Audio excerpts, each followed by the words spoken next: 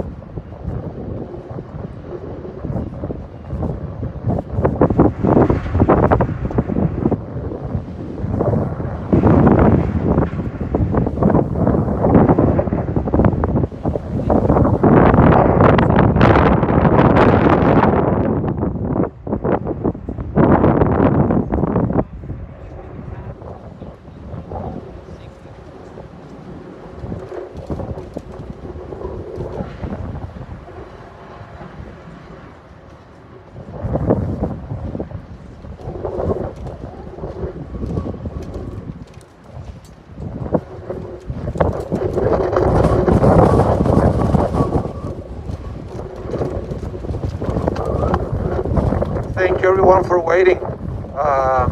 We are probably about just a few minutes more that we need here to get everybody into the Shaarey Zedek Memorial Park. Again, very icy conditions, very unusual. But it's taking a little longer than you would take in a normal day. So be patient for a few more minutes. We're going to start soon. Thank you.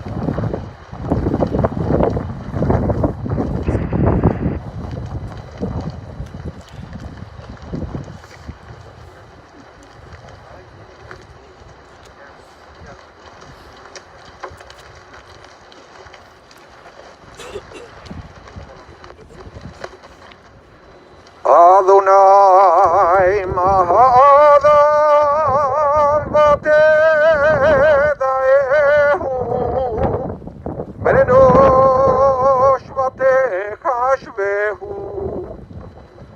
Adam Lahevel Damayam Hav Ketzelover Ba'avoker Yatzitz Vechalaf לערב ימולל ויבש למנועות ימינו כנודע ונביא לבב חוכמה שמורתם ורישר כי אחרי לאיש שלום אך אלוהים יפתן נפשי מיד שאול כי ככני סלע כלה שרי ולבבי צור לבבי וחלקי אלוהים לעולם וישוב ויפר על הארץ כשהיה והרוח תשוב אל האלוהים אשר נתנה.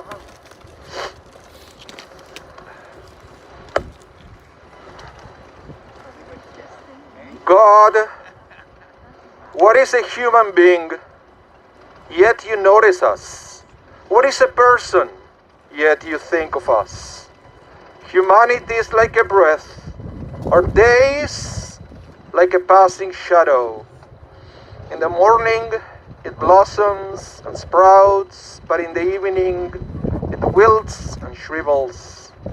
Teach us to use each day to bring our hearts to wisdom.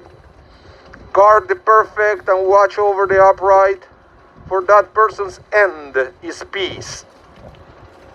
Surely God will save my soul from the clutches of Sheol, for God will take me in. My own energy and courage failed, but my heart's strength and my portion is God forever. Dust returns to the earth as it was before, while the spirit returns to God who gave it.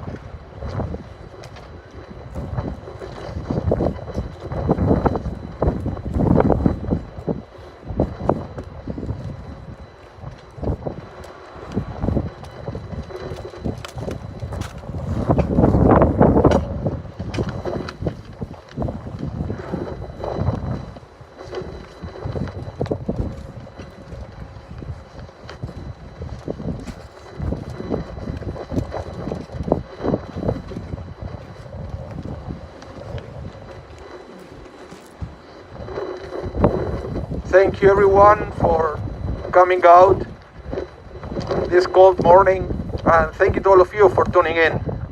My name is Rabbi Yuval Mas, and it's my great honor to be here today officiating the funeral services for Martin Corne of blessed memory, who was also known to the Jewish people by his Hebrew name, Shaul Meir ben Koppel Dovet Sina, Zichrono Livracha.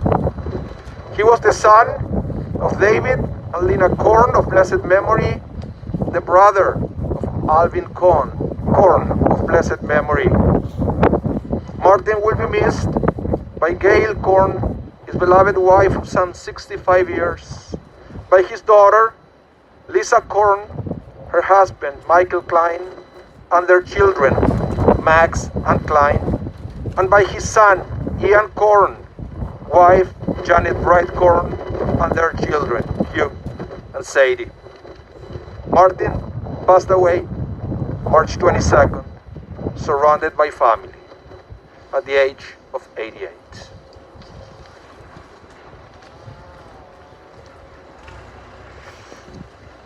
Allow me to begin the service by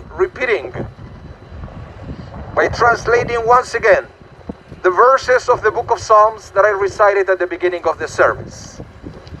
Please pay attention to each of these words. God, what is a human being? Yet you notice us. What is a person? Yet you think of us.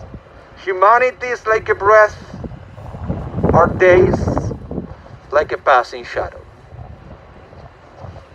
These words are very profound and are also the opening words of the Iskor service.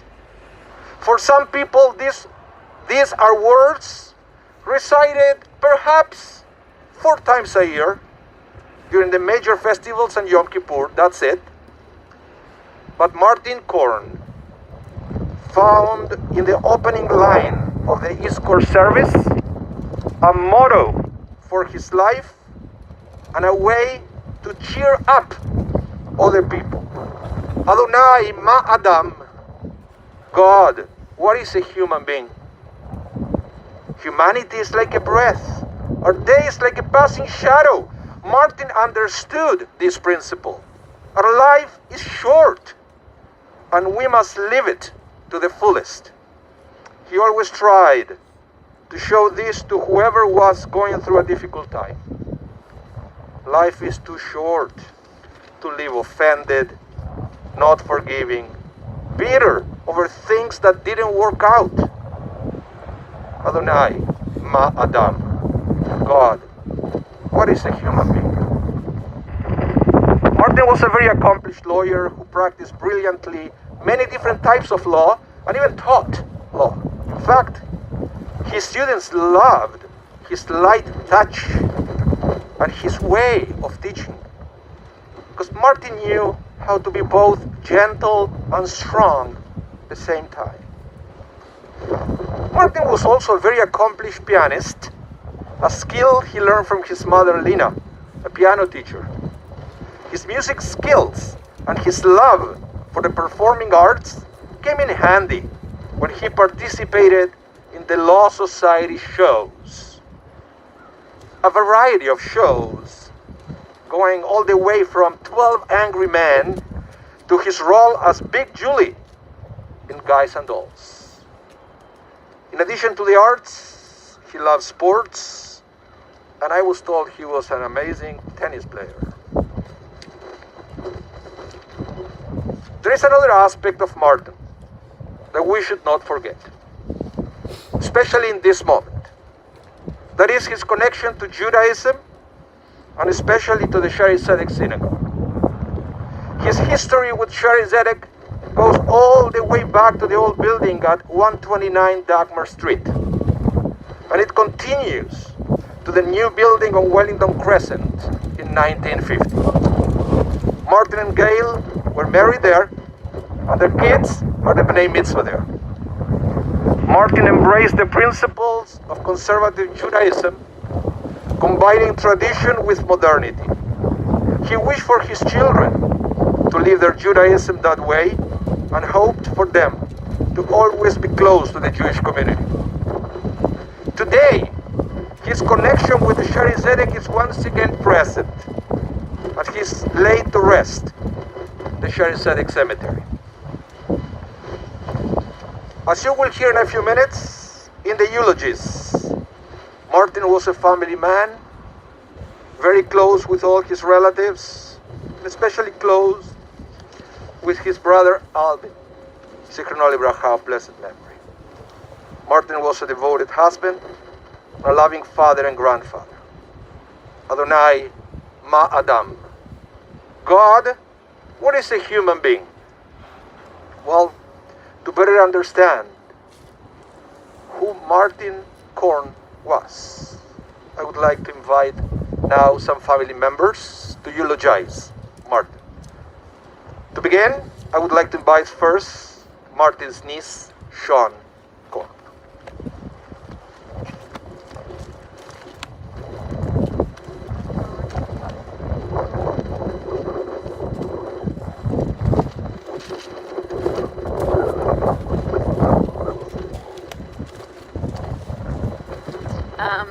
I wanted to say a few words about the man that I call Uncle Marty. Okay.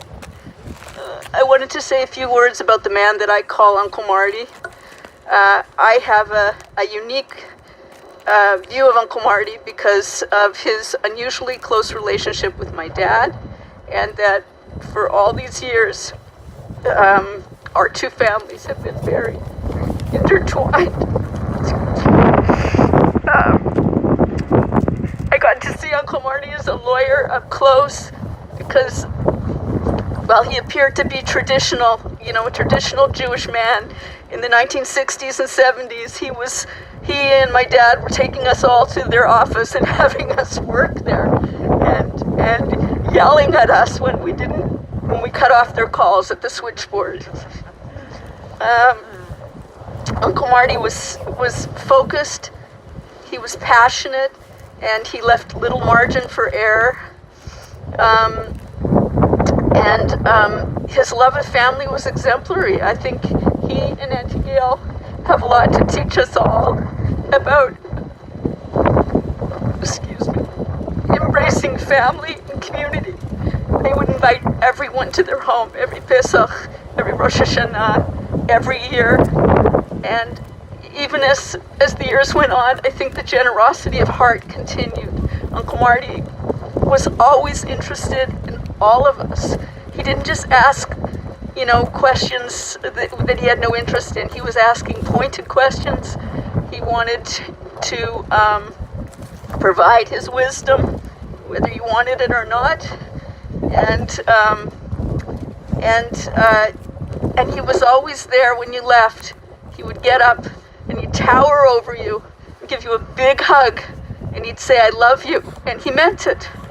And my last thing I want to say is, when I talked to Ian a couple of days ago, he said, there are many people who call my dad Uncle Marty. And I was like, what do you mean there are many people? I was like, I thought I had this special place. And what I realized is that everybody needs an Uncle Marty. And I feel very lucky that he was in my life. And I'm sure all of you feel the same. So I'm happy to share Uncle Marty with all of you. Thank you so much. Next, I would like to invite Martin's son, Ian, to come to the microphone to eulogize his father.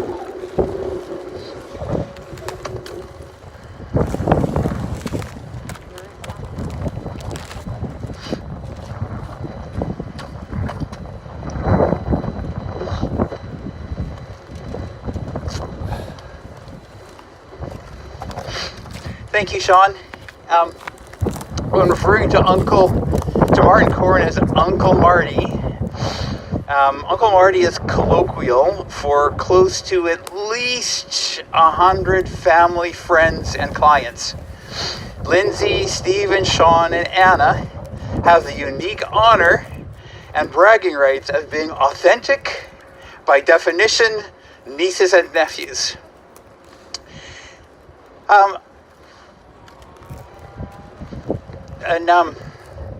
Thank you, Rabbi, for opening with Yizkor. And to clarify, the Rabbi was quoting Yizkor as, "Oh Lord, what are human beings?"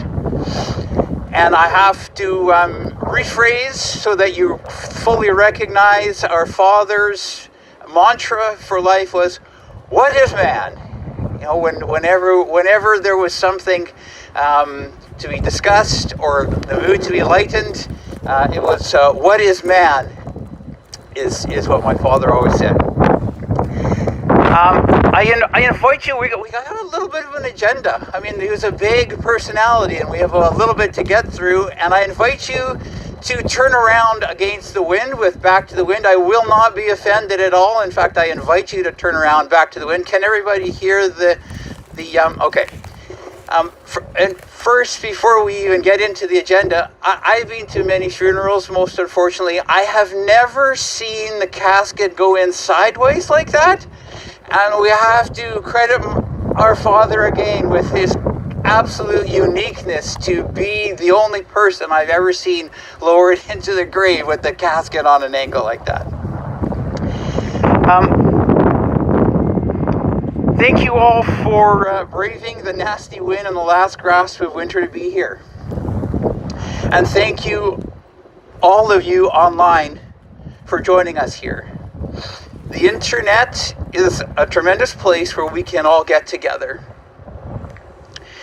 The internet is also very good for disseminating news around the world at lightning speed. My nephew Max, a few days ago, posted on Facebook a beautiful tribute to his Zeta. Now that launched a tsunami of response and Uncle Marty's short stories sharing from around the world. For those of you who are not on Facebook, including me, I present the posting for you here. Max, so there's a picture that goes along with it. Max had found an absolutely great picture that I have never seen before, and I have no idea where he found that. It's a picture of his Zeta on a vacation somewhere in a sort of a really groovy kind of pink shirt. He was tanned and handsome with his, relaxed smile. It's really a great, great picture. And Max wrote of his Zeta. This man could tell a story and knew how to get a laugh out of just about anyone. Tough as nails and terrified of vegetables. You lived life as tall as a tree. Rest easy, my MC. So grateful for everything.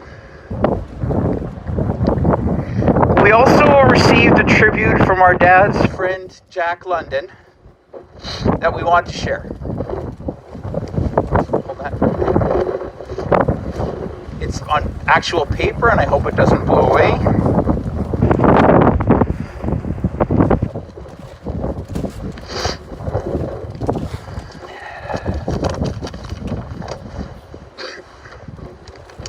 Jack London's Ode to Marty Corne, as always edited by Belva.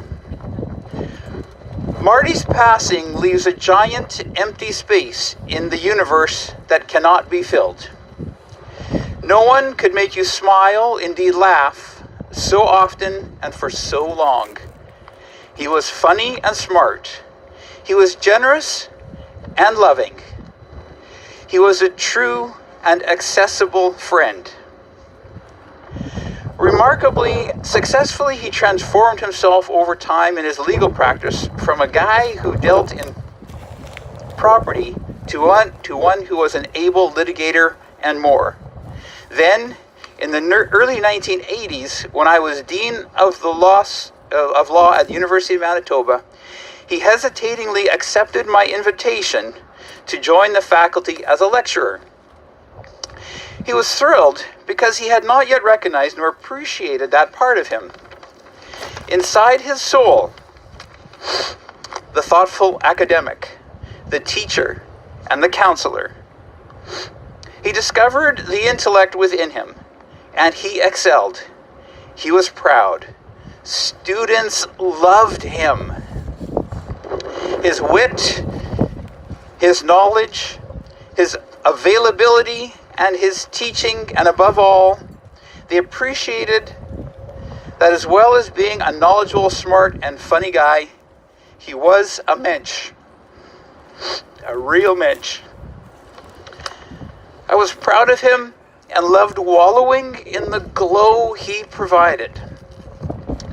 Gail and Marty, 10 years senior to Belva and me, were role models for us. We were so lucky to be witness to Marty's relationship with Gail and his children. We all know that Gail was the leader of the team, but he was the soul and the entertainment. The source of funding, he made terrific ribs. We learned from him. Most importantly, we learned how to be a team. The universe has lost a genius, a parent, a grandparent, a comic, a helper, a truth teller, and a star. There wasn't anyone else like him, and there won't be again. He was, for me, will always be unique. What a life, and what a gift to everyone in his circle of love. Rest easy, Marty. I'll miss you. I know you love me, and I love you.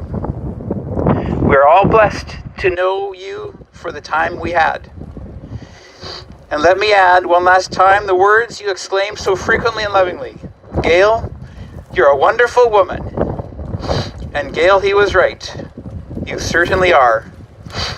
He was a lucky guy.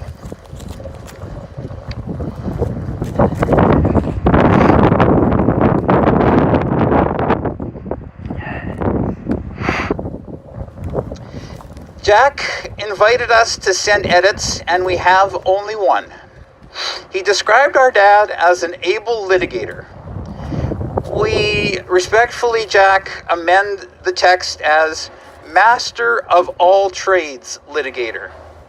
In a profession of specialists, Marty was a generalist.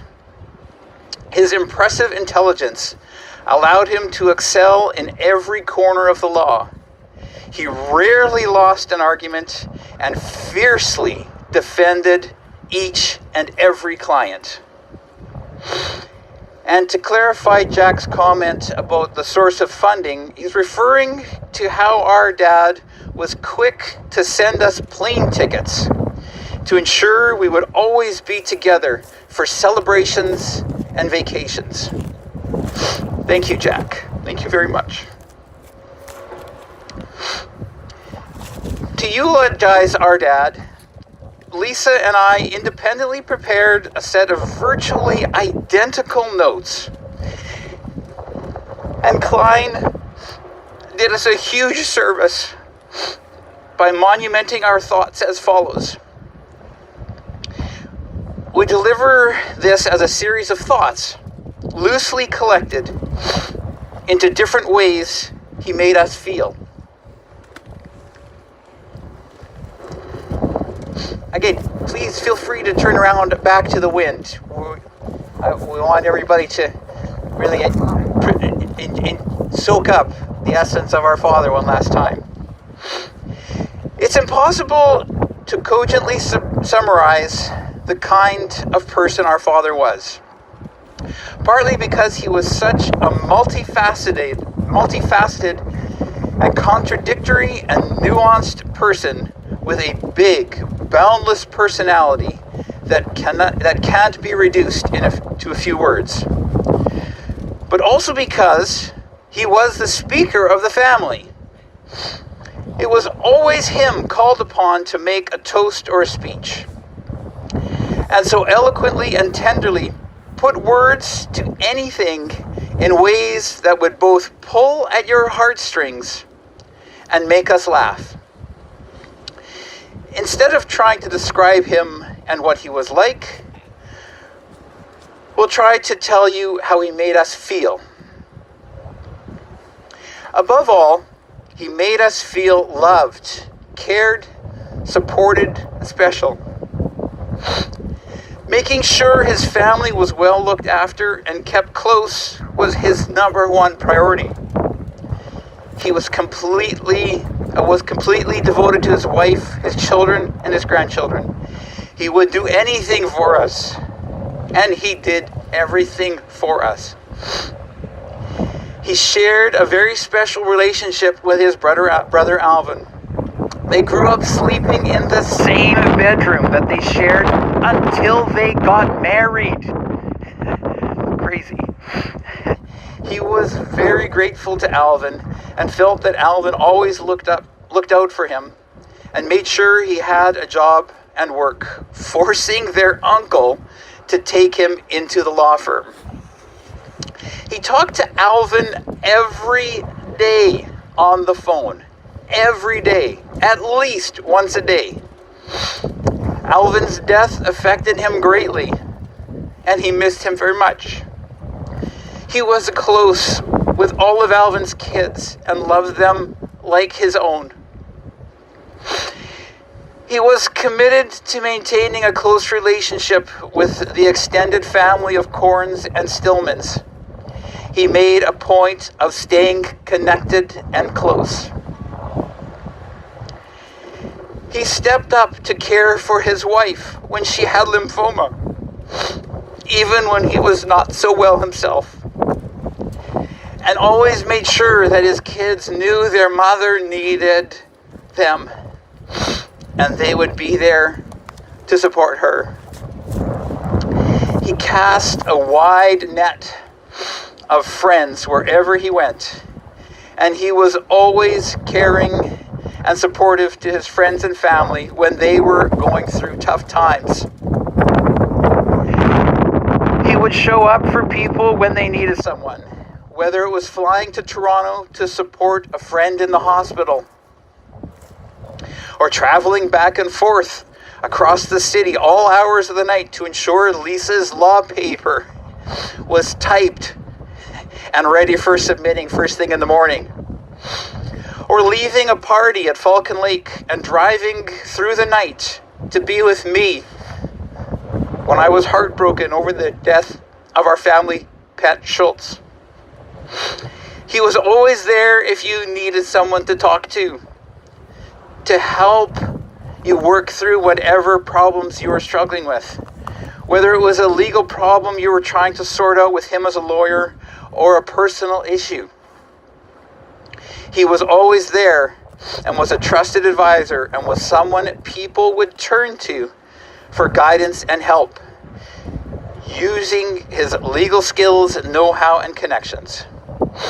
Many people were the beneficiaries of his generosity and hard work, and many have been in touch over the last 2 days to share stories of how he got them out of binds, or tickets, or jail. You know who you are. He had a rapport with every person he knew, with unique routines and little songs and nicknames for everyone that made people feel cherished. And their relationship with him was special. Poopsie. I will always be easy, and I'm allowed to call you Poopsie. But that's it. Just Uncle Marty and me. And Lisa. He made us feel motivated, driven, tough. Our dad always pushed us to do our best, to be our best. And he provided us with every support needed in order to do so. He had a strong work ethic and a brilliant legal mind that provided a model for us and all who knew him. A gifted, accomplished, and well-respected lawyer, he taught his colleagues and clients a lot, not only about the law, but also about life and how to be a mensch. So many of his clients loved him and continued to call him at home to see how their Uncle Marty was doing. Remember, you're a corn, he often reminded us. Be tough but soft, strong but sweet. He was a big, strong, forceful, tough guy who was primarily gentle, sweet, sensitive, and sentimental. He was very honest and down to earth. He was the first to admit his failings and never tried to be anything he wasn't. He was never phony and told it like it was. He always remained true to himself and lived genuinely, not afraid to criticize and speak his mind, whether you wanted to hear it or not. He was transparent. What you saw is what you got. His attitude and authenticity inspire us to be ourselves and to live honestly. He made us feel the joy of life, adventurous and fun, amused and entertaining, inspired to enjoy life. He had a lust for life, taking great pleasure in music, film, friends, dancing, travel, food. He knew how to enjoy life. He lived life to the fullest and did everything he wanted, the way he wanted. He loved music and dancing. and would always get up on the dance floor, giving it his best shot even when his mobility was limited and he could barely stand. He loved theater as both a performer and a spectator, going to see plays wherever he traveled and to act in many performances. He was adventurous, horseback riding, skidooing, boating, skiing, tennis, fishing, gambling. He and our mom had an active social life as part of a big group of friends that had so much fun together because he made it fun. They loved hanging out with him. He was like a constant party. They would travel, play cards, and were like a big, extended, built-in family network with all us kids becoming friends as well. Everyone loved him and was proud to call him their Uncle Marty and has special memories of him. Many people have said he was like a second father to them growing up and throughout the years. Larger than life presence with a funny big personality. He was the star of the show. It was a role he played well. His witticisms and Zeta Martyisms kept everyone laughing, and his larger-than-life personality lit up every room. He led the best Passover Seders featuring the legendary Corne family version of Chad Gadya.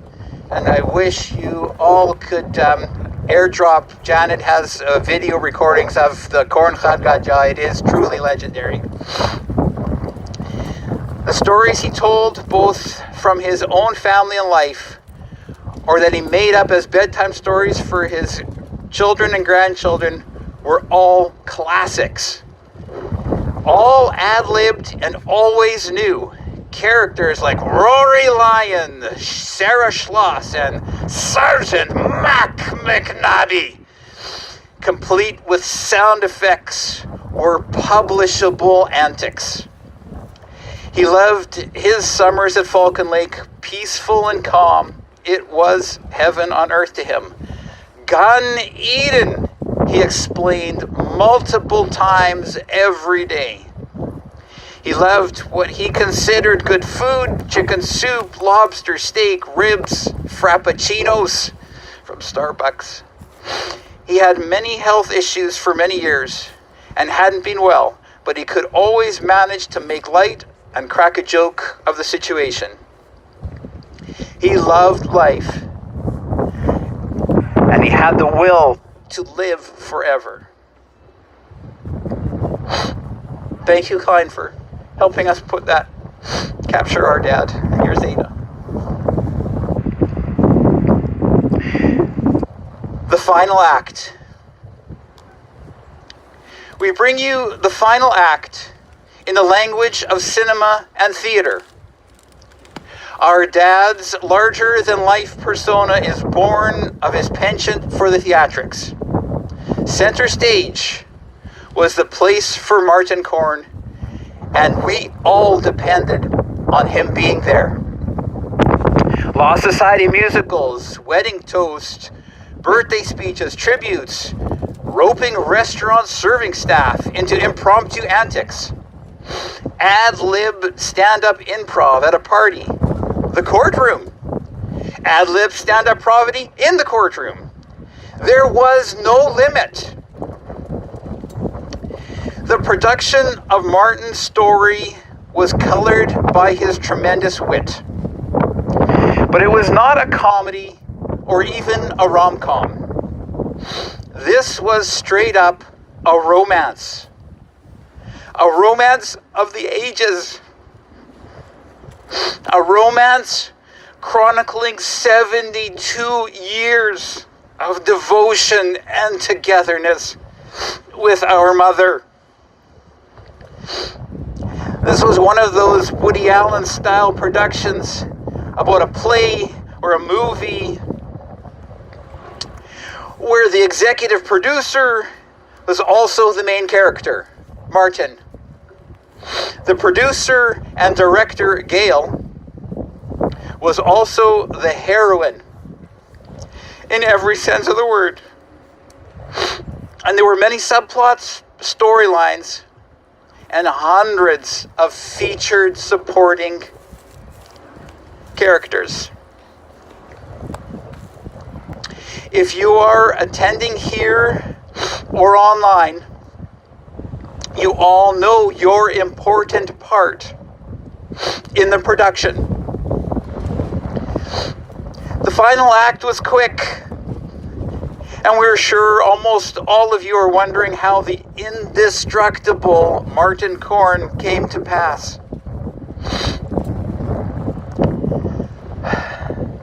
You are all invested in his story, and it is my obligation and honor to tell you how it ended. Here's the medical of it. I will not give you every detail as our dad would have given you, but here are the key points. One afternoon, about 3 weeks ago, he had a few TIAs, miniature strokes that typically leave no lasting physiological damage. Aside from some unexplained pain in his legs, there appeared to be no lasting effects of the mini strokes. This was nothing for the indestructible Martin Corne. And then the leg pain intensified. The pain management team started a medical regime that resulted in mild delusion and agitation, and somehow seemed to intensify the pain in his legs. With what amounted to a Herculean effort, my mom, Lisa, and my dad's loved in-home caregiver, Josie, cared for him at home for a week until he needed what we thought would be a quick trip to the hospital to have the pain treatment rearranged. And things declined rapidly. Here is how the final scene played out. Winnipeg in March.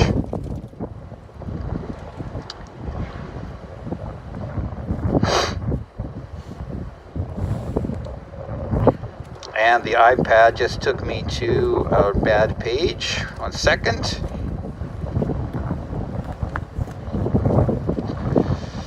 Almost there. Winnipeg in March, which, as a sidebar, is very appropriate because the old saying about March, in like a lamb, out like a lion, or in like a lion, out like a lamb, you all knew our dad to be a fierce lion, to be, when we needed him to be a lion, and the lion always got the job done. He was also a kind and gentle lamb. So Winnipeg in March. Now, close your eyes, everybody please, and feel free to turn around out of the wind. Close your eyes and do your best to picture the set of the final scene as if you were there. It's very important. You have to try and picture this as if you were there. St. Boniface Hospital, 8th floor, palliative care. Martin is in the bed with his head to the right as you walk in the room. The room is painted a soothing deep blue-gray with light wood maple panel cabinetry at the head of the bed. On the wall at the foot of the bed is a good-sized television and more maple cabinetry. On the far wall, the wall-to-wall window begins at waist height and rises to the ceiling. It's important that you picture this. In the evening, the pot lights in the ceiling give a warm and calming light. The room is spacious and comfortable with 3 chairs for visiting. Highly professional palliative care staff quietly come and go, attending to Martin's every need to keep him comfortable. And they were able to keep him comfortable. So much so that I digress here to the predominant hilarious subplot of how our father was always freezing cold. In this final act, he delivers with great irony 2 words nobody has ever heard him say. I'm hot. It's important to keep your eyes closed and stay with me at Martin's bedside to his left, where he lay. He was still larger than life, even though he was having trouble with words because of the drugs. He could still communicate with some words and could move his eyebrows when asked to confirm he had remembered whatever story we were recounting. The indestructible Martin Corne, even while on aggressive pain medication, remained sharp as a tack. And then something incredible happened. In the afternoon on the day before he passed, he kept straining to see what was behind him. Who was behind him? Who was that? He could verbalize. Who is in the room? Nobody, Dad, just you and me. Mom and Dad went to get lunch, I told him. And then the person in the corner came into his field of vision. Alvin, he said a few times as his head and eyes tracked Alvin's spirit around the room. Over the course of the next hour, I was able to piece together that he was at a party. One of those great, famous, big Gail and Marty open house parties. There was even an ice cream station, and he was encouraging me to go get some ice cream. I am sure everyone here, all of you, and all of you online, was there with him in his imagination. I asked you to picture the set as if you were there because we were all there with him. In his final hours, he was attending a grand celebration, and he had all of us with him. It was fabulous. The closing scene, 1 a.m., dim, warm lighting, with now past Martin, still larger than life presence in the room. Our heroine, Gail, and lead supporting players, Lisa and Ian, quietly share more stories of Martin's greatness. After a few minutes of silence, the three rise to leave. Gail gives Martin one last, final, gentle kiss on the forehead, and the three walk slowly out of the room. End scene. We are honored to have shared our dad's life with each of you as important characters in this larger-than-life production. This romance was definitely one of the greats. A story we know you will keep alive with each recounting of your favorite scenes.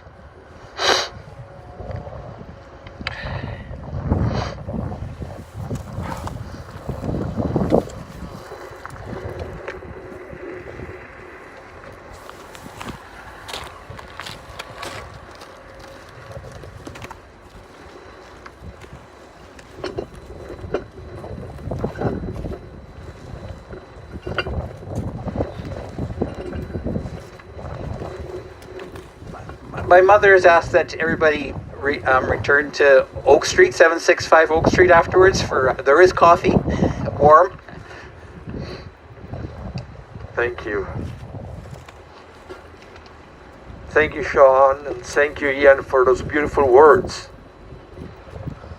You know, sometimes we say, Adonai ma Adam, what is man? And we have no answer.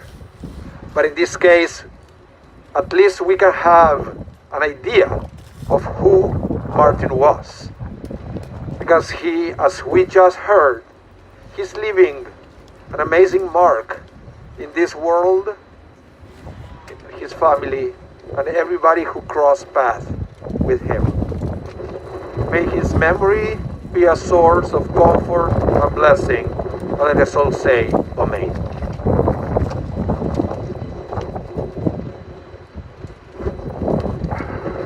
I'm going to continue now with the memorial prayer, the El Maleh Rachamim. El Maleh Rachamim, Shochem Bameroimim, המצא מנוחה נכונה תחת כנפי השכינה ומעלות קדושים קדושים וטהורים כזוהר הרקיע המזהירים את נשמת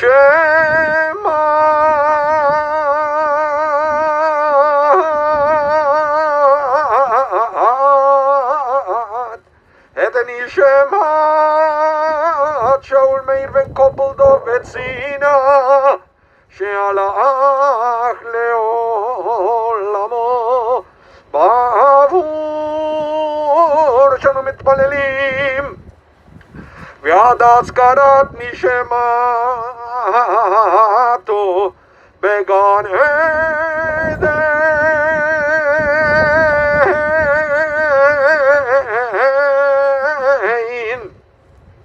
בגן עדן תהי מנוחתו לכם בלרחמים אז תראינו בסדר כנפיו לעולמים וצרור בצרור החיים החיים את נשמתו אדוני ונחלתו וינוח בשלום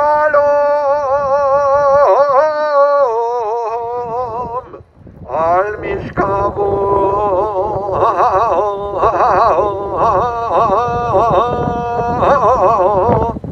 ונאמר אמן.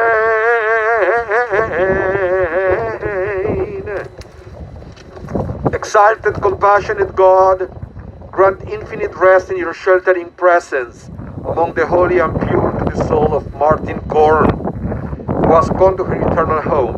Merciful One, we ask that our loved one find perfect peace in your eternal embrace. May his soul be bound up in the bond of life. May he rest in peace, and let us all say, Amen. Please join me now in the recitation of the words of comfort, the word of the mourners, Kaddish.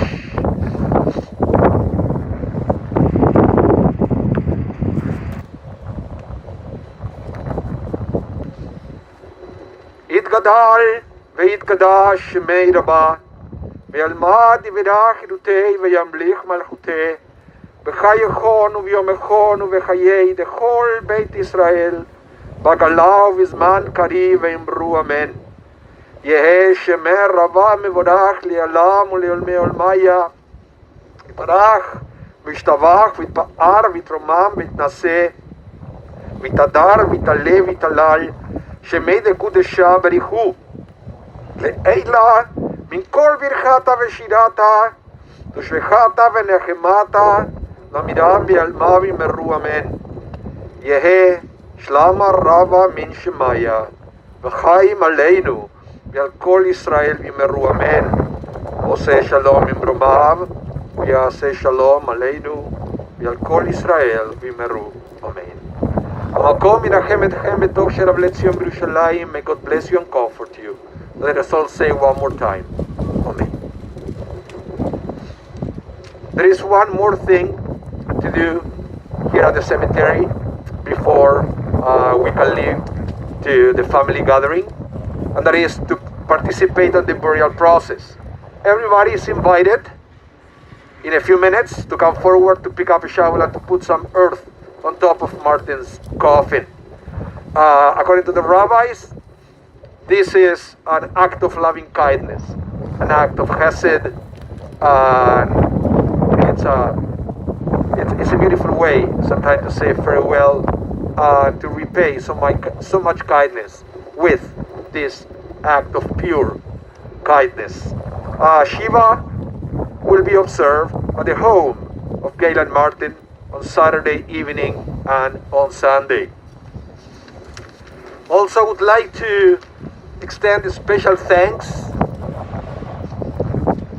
to Sharon Corne, Stephen Corne, Lindsay and Mimi Uziel, Hannah Corne and Sean Corne for your support, your friendship, and everything you gave during so many years, and so much support the family received from you. So now I would like to invite the family first. Ian, Gail, Lisa, please, if you can come. Let's you be the first, taking a shovel.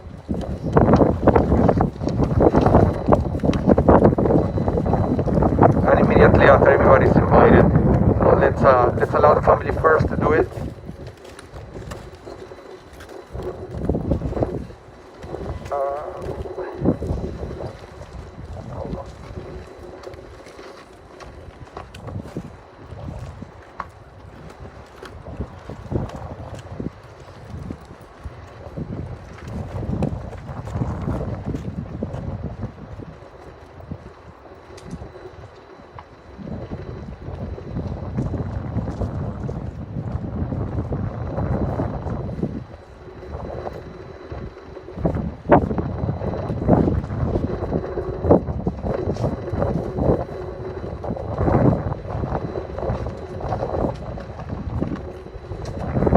Thank you everyone for coming out, and thank you all of you for tuning in this morning. Your presence is greatly appreciated.